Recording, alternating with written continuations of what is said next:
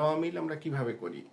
এখন অঙ্কে যখন রেওয়া মিল করতে বলা হয়, মনে রাখবে এই রেওয়া মিলের ক্ষেত্রে তোমার আগে সর্বপ্রথমে বলা হয় যে বলা হয় যে একটা খতিয়ানের উদ্বৃত্ত দেয়া থাকে এবং এই খতিয়ানের উদ্বৃত্ত থেকেই তোমাকে রেওয়া মিল করতে বলে। যেমন কোনো বলা থাকতে পারে জনাব আক্তারের জানুয়ারি মাসের বা ডিসেম্বর মাসের খতিয়ানের উদ্বৃত্তগুলো ছিল নিম্নরূপ। এখানে এই খতিয়ানের কিছু উদ্বৃত্ত দেয়া থাকে এবং এখান থেকেই তোমাকে একটা রেওয়া মিল করতে হয়। এই রেওয়া মিল করার ক্ষেত্রে তোমাকে মনে রাখতে হবে আমাদের যে হিসাবের 5টি ভাগ আছে, এই 5টি ভাগ আগে তোমাকে স্পষ্ট ধারণা রাখতে হবে তোমাকে এই হিসাবের 5টি শ্রেণী বিভাগ সম্পর্কে। এবং রেওয়া মিলে আমরা জানি যে রেওয়া মিলে ছক বা কলাম মূলত 5টি হয়ে থাকে। প্রথম আমরা একটা কলাম অঙ্কন করি, আমরা 5 কলাম বিশিষ্ট একটা ছক অঙ্কন করি, যেখানে থাকে তারিখ বা ক্রমিক নাম্বার, এরপর বিবরণ, খতিয়ান পৃষ্ঠা, ডেবিট টাকা এবং ক্রেডিট টাকা। এই যে খতিয়ান উদ্বৃত্তগুলো নিয়ে আমরা রেওয়া মিলটি প্রস্তুত করব, এটি করার জন্য কি করতে হবে? আমাদের হিসাবের 5টি ভাগ সম্পর্কে ধারণা রাখতে হবে। এখন এখান থেকে কি করতে হবে? প্রতিটি হিসাবকে আমাদের বিবরণের ঘরে লিখতে হয়। এই যে আমরা ক্রমিক নাম এবং বিবরণ লিখি এবং তারপর খতিয়ান পৃষ্ঠা, ডেবিট টাকা এবং ক্রেডিট টাকার 5টি মোট কলাম অঙ্কন করি। এখানে প্রথমেই মনে রাখবে যে রেওয়া মিলে কিছু কিছু আবার দফা বা হিসাব আমাদের অন্তর্ভুক্ত হয় না, সেগুলো বাদ দিয়েই তোমাদেরকে রেওয়া মিল প্রস্তুত করতে হবে। মনে রাখবে যে খতিয়ানের সব উদ্বৃত্তই কিন্তু রেওয়া মিলে অন্তর্ভুক্ত হবে না। এবং কি কি রেওয়া মিলে অন্তর্ভুক্ত হয় না সেটা আমার আরেকটা ভিডিওতে দেয়া আছে। আজকে আমরা রেওয়া মিলে শুধু কি কি দফা অন্তর্ভুক্ত হয় এবং সেটা থেকে কিভাবে রেওয়া মিল করতে হয় সেটা সম্পর্কেই বিস্তারিত জানবো। আজকে আমরা একটা অঙ্ক নিয়েছি এবং এই অঙ্কের আলোকে দেখো কিভাবে তোমরা রেওয়া মিলটা প্রস্তুত করবে। এখানে প্রথম যে লেনদেনটি বা খতিয়ানের উদ্বৃত্তটি আছে সেটি হচ্ছে মূলধন। মূলধন কি? মূলধন হচ্ছে প্রতিষ্ঠানের মালিকানা সত্ত্ব। এটি হচ্ছে মালিক প্রদত্ত ব্যবসায়ী একটি আনিত অর্থ, যেটা ব্যবসা প্রতিষ্ঠানের জন্য দায় বা মালিকানা সত্ত্ব বলা হয়। এই দায় বা মূলধন, যেহেতু মূলধনকে মালিকানা সত্ত্ব বলা হয়, এই মূলধন ব্যবসায়ের দায়কে বৃদ্ধি করে এবং দায় বৃদ্ধি করলে সবসময় সেটা রেওয়া মিলের ক্রেডিট কলামে লিখতে হবে। সুতরাং আমরা জানি মূলধন রেওয়া মিলে ক্রেডিট হবে। এরপরে দেখো আছে আয়কর। আয়কর একটি হচ্ছে প্রতিষ্ঠানের মালিকানা সত্ত্বের পরিমাণ কমিয়ে দেয়। কি হলো? মূলধন প্রতিষ্ঠানের মালিকানা সত্ত্বকে কমিয়ে দেয়। তাহলে মূলধন যদি ক্রেডিট হয় তাহলে এই মালিকানা সত্ত্বকে যদি আয়কর মাধ্যমে কমে যায় তাহলে সুতরাং সেটা ডেবিট কলামে আসবে। অর্থাৎ মূলধন ক্রেডিট হলে আয়কর মালিকানা সত্ত্ব হ্রাস করার উপাদান হিসাবে এটি ডেবিট কলামে আসবে। এরপরে দেখো বলা আছে প্রারম্ভিক মজুত পণ্য। এই প্রারম্ভিক মজুত পণ্য কি হবে? মনে রাখবে প্রারম্ভিক মজুত পণ্য হচ্ছে রেওয়া মিলের অবশ্যই ডেবিট কলামে আসবে। কিন্তু মনে রাখতে হবে প্রারম্ভিক মজুত পণ্য এবং রেওয়া মিলে এবং খতিয়ানি উদ্বৃত্তে কিন্তু সমাপনী মজুত পণ্যও দেওয়া থাকতে পারে। তো মনে রাখবে সমাপনী মজুত পণ্য কখনোই কিন্তু রেওয়া মিলে অন্তর্ভুক্ত হবে না। এরপরে দেখো বলা আছে পণ্য ক্রয়। ক্রয় কি? ক্রয় একটি প্রতিষ্ঠানের মুনাফা জাতীয় ব্যয়। কি বললাম? ক্রয় হচ্ছে প্রতিষ্ঠানের একটি মুনাফা জাতীয় ব্যয়। ব্যয় সবসময় কি হয়? ব্যয় সবসময় রেওয়া মিলের ডেবিট কলামে আসে। তাহলে আমরা পণ্য ক্রয়কে অবশ্যই ব্যয় হিসেবে রেওয়া মিলের ডেবিট কলামে দেব। সমস্ত প্রকার ব্যয় রেওয়া মিলের ডেবিটে। এরপরে দেখো বলা আছে পণ্য বিক্রয়। আচ্ছা, ক্রয় যদি ব্যয় হয় তাহলে নিশ্চিতভাবে আমরা বলতে পারি বিক্রয় অবশ্যই আয়। তাহলে ক্রয় ব্যয় যদি ডেবিট হয় তাহলে আয় অবশ্যই ক্রেডিট হবে। অর্থাৎ বিক্রয় রেওয়া মিলের আয় হিসাবে ক্রেডিট কলামে আসবে, কারণ সমস্ত প্রকার ব্যয় রেওয়া মিলের ডেবিট কলামে আসে এবং সমস্ত প্রকার আয় রেওয়া মিলের ডেবিট কলামে আসে, ক্রেডিট কলামে আসে।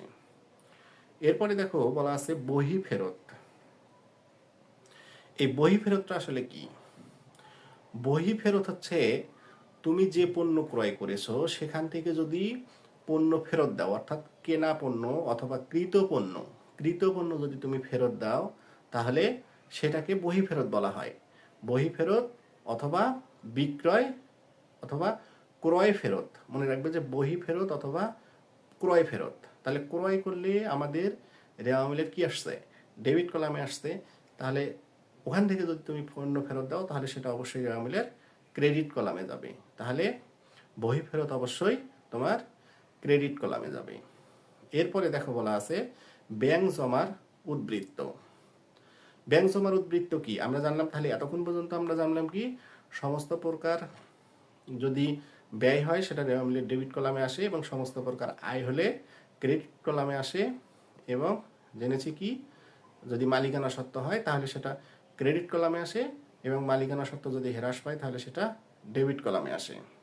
এরপরে আমরা কি পাচ্ছি দেখো ব্যাংক জমা অতিরিক্ত হচ্ছে কি এই জিনিসটা আগে তোমাকে বুঝতে হবে। ব্যাংক জমা অতিরিক্ত হচ্ছে তোমার ধরো তোমার ব্যাংকে যে পরিমাণ টাকা জমা রয়েছে, অর্থাৎ ব্যাংকে তোমার যে পরিমাণ টাকা স্থিতি রয়েছে সর্বশেষ, এই সর্বশেষ স্থিতির থেকেও যদি তুমি বেশি টাকা ব্যাংক থেকে উত্তোলন করো তাহলে সেটাকে বলা হয় ব্যাংক জমা অতিরিক্ত ঋণ।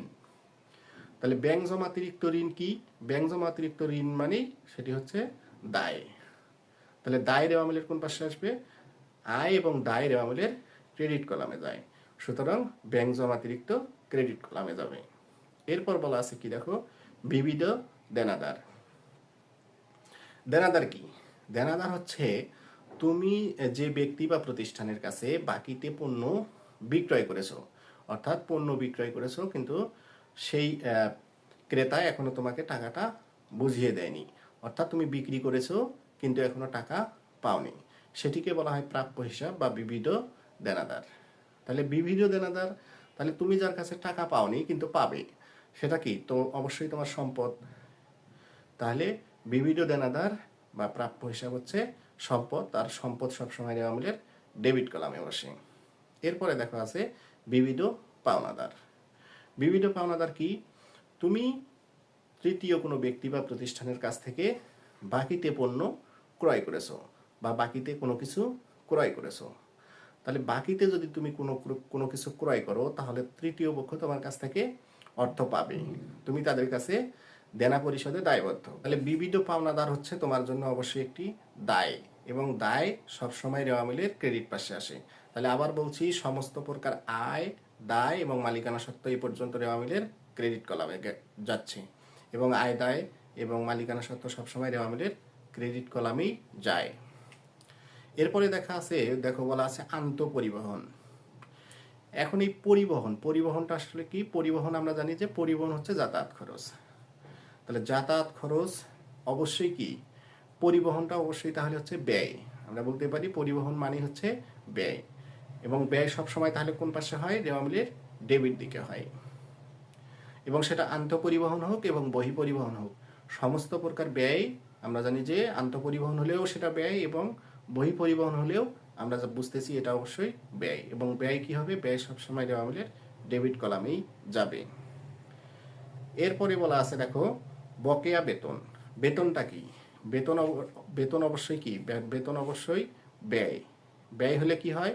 রেওয়া মিলের ডেবিট কলামে বসে। কিন্তু এখানে বলা আছে কি বেতনটা বকেয়া রয়েছে। তাহলে ব্যয় যদি বকেয়া থাকে তাহলে কিসের সৃষ্টি হয়? মানে তাহলে কি বলছি আমি, ব্যয় যদি তুমি বাকিতে রাখো বা বাকি রাখো, অর্থাৎ ব্যয় যদি বকেয়া থাকে তাহলে সেটা অবশ্যই কি?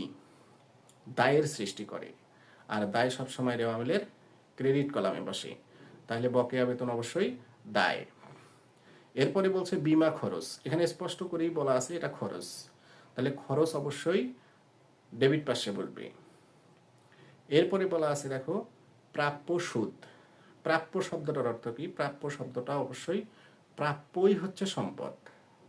যে কোনো প্রাপ্য হচ্ছে তোমার সম্পদ, অর্থাৎ যেটা তুমি ভবিষ্যতে পাবে বা আসছে সময়ে যেটা তুমি পাবে, তোমার পাওয়ার অধিকার অর্জিত হয়েছে কিন্তু তুমি হাতে পাওনি, নগদ হিসেবে এখনো হাতে পাওনি কিন্তু তুমি পাবে। তাহলে যেটা তুমি ভবিষ্যতে পাবে সেটা অবশ্যই তোমার জন্য সম্পদ। আর সম্পদ তাহলে কি হয়, রেওয়া মিলের ডেবিট কলামে বসে। এরপরে বলছে কি দেখো, ইজারা সম্পত্তি 5 বছর।